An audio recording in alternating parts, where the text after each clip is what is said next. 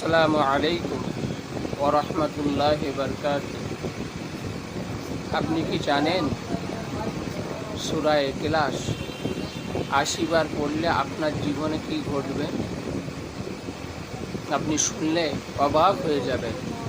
যে ব্যক্তি প্রত্যেকদিন সূরা ইখলাস ৮০ বার পড়বে তার আল্লাহ তাআলা ৮০ বছরের গুনাহ মাফ করে দেবেন। সুবহানাল্লাহ, সুবহানাল্লাহ, কত বড় একটি সুসংবাদ।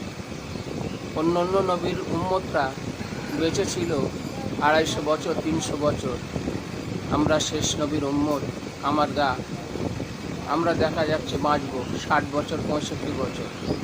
ওরা ২৫০ বছরে যে ইবাদত করেছে, আমরা ৬০ বছরে তার থেকে অধিক গুণ ইবাদত করতে পারবো এই ছোট ছোট আমলগুলো ফলো করলে।